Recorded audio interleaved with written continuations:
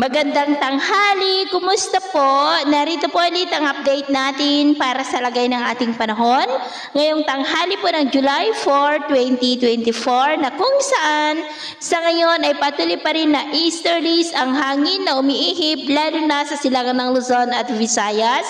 Habang ang Intertropical Convergence Zone ay patuloy pa rin po na nag-i-extend sa may Mindanao.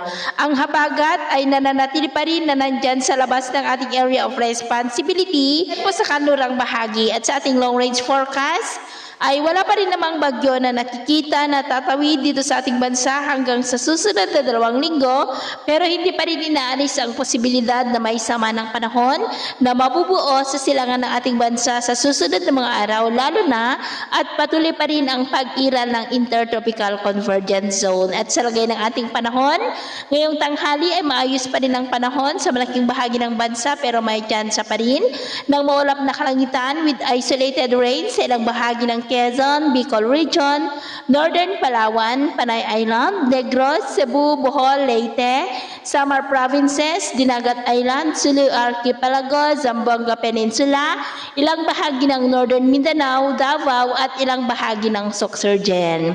At sa susunod po ng mga oras ay posible ang malalakas na ulan sa malaking bahagi po ng Visayas, Mindanao at maulap ang kalangitan with isolated rains rin sa ilang bahagi pa ng Southern Luzon, Calabarzon, Metro Manila, Pangasinan, Aurora, Quirino, Nueva Vizcaya, Ilocos Region at Cordillera. Kaya mag-ingat po tayo sa posibleng banta pa rin ng mga pagbaha at pagguho ng lupa. Sa atin naman pong mga baybayin, wala naman po tayong nakataas na namang gale warning signals, pero iba yung pag-iingat lamang po kung papalaot tayo para mas makaiwas sa mga sakunang pangkaragatan.